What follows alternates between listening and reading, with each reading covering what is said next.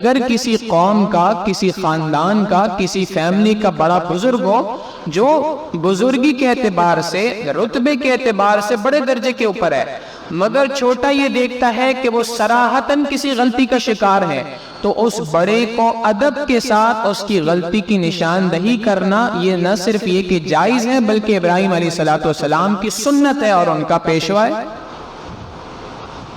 لہٰذا اپنے سے بڑوں کی بھی اصلاح کی جا سکتی ہے، ان کی بھی رہنمائی کی جا سکتی ہے، مگر آداب کی رعایت رکھتے ہوئے۔ اور اس کے ساتھ ساتھ یہاں سے یہ سبق بھی ملا کہ بعض مقامات پر دین کی دعوت دینے والے کو کبھی سخت الفاظ استعمال کرنے پڑتے ہیں، کبھی الفاظ نرم استعمال کرنے پڑتے ہیں، سامنے والے کے مزاج کو سامنے رکھتے ہوئے اور جس طرح کی گمراہی کے اندر وہ مبتلا ہے اس کو سامنے رکھتے ہوئے۔ اب چونکہ گمراہی اعلیٰ درجے کی تھی، بت پرستی کی بات ہو رہی تھی، تو لہٰذا سیدھی بات کر دی کہ انی اراک وقومک فی ضلال مبین، بے شک میں آپ کو اور آپ کی قوم کو کھلم کھلا گمراہی کے اندر دیکھتا ہوں۔ اس لیے کہ آپ عقل سے اگر سوچیں، ایک پتھر تھا 5 من مثال کے طور پہ اس کا وزن تھا، تو اس کی تو کوئی پوجا نہیں کر رہا تھا، آپ نے اس کو تراشنا شروع کیا، کاٹنا شروع کیا، اور کاٹ کے اس سے ایک مجسمہ بنا دیا جو کٹ کر آخر کے اندر 1 من کا رہ گیا، تو 5 من کے پتھر کی کوئی عبادت نہیں کر رہا تھا، جب وہ کٹا کے 1 من کا ہو گیا اب تم اس کی عبادت کر رہے ہو، اپنے ہاتھوں سے بنایا اور خود اس کو اپنا معبود کہہ رہے ہو، یہ تو عقل کے خلاف ہے۔ لہذا جب اتنی زیادہ عقل کے خلاف کوئی کام کرے تو کھلم کھلا اس کو بتلا دیا کہ انی اراک وقومک فی ضلال مبین، کہ ابا جان میں آپ کو بھی اور آپ کی اس قوم کو بھی کھلم کھلا گمراہی کے اندر دیکھ رہا ہوں۔ دوسری بات مفسرین نے یہاں پہ لکھی جو ایک بڑی اہم بات ہے، اور وہ یہ ہے کہ ابراہیم علیہ السلام نے یہاں پر یہ نہیں کہا کہ میں اپنی قوم کو گمراہی کے اندر دیکھ رہا ہوں، حالانکہ اس قوم میں خود بھی شامل تھے، باوجود اس کے کہ خود بھی اسی قوم کا حصہ ہیں، اس کے باوجود اپنے آپ کو اس قوم سے الگ کر لیا، اور الگ کر کے بات کہی۔ کیوں کہی؟ مفسرین نے یہاں پر یہ بات کہی کہ قوم کی نسبت اپنی جانب اس وجہ سے نہیں کی کہ ابراہیم علیہ السلام نے در حقیقت یہاں پہ بہت مشکل فیصلہ تھا جو کیا، اور وہ یہ کہ اپنے آپ کو اپنی قوم سے جدا کر دیا کہ اگر واقعی بات یہاں تک پہنچی ہے کہ میں ایک اکیلا تنہا اللہ کا ماننے والا اور تم اللہ کے ساتھ اتنے سارے بتوں کو شریک کر رہے ہو، تو میں اپنے آپ کو تمہاری برادری سے الگ کرنے کے لیے تیار ہوں۔ اور پھر اگلی بات کہ ایک اور اشارہ یہاں پہ دیا، حضرت مفتی محمد شفیع صاحب رحمہ اللہ فرماتے ہیں کہ یہاں پر ایک اور اشارہ ابراہیم علیہ السلام نے دیا،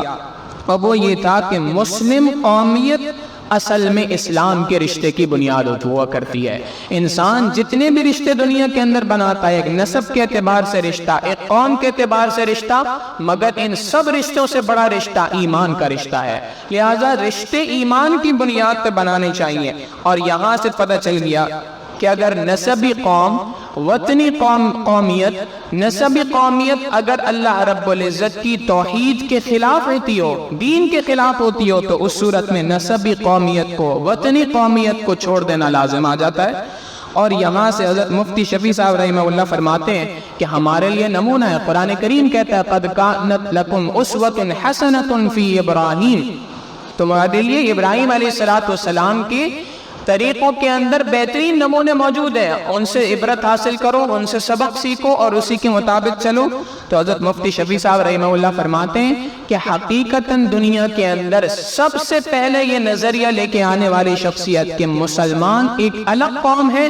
اور غیر مسلم ایک الگ قوم ہے، جس کو آج 2 قومی نظریہ کہا جاتا ہے، 2 نیشن تھیوری کہا جاتا ہے، اس کے موجد اور اس کو سب سے پہلے اس نظریے کو پیش کرنے والے حضرت ابراہیم علیہ السلام تھے۔ جس 2 قومی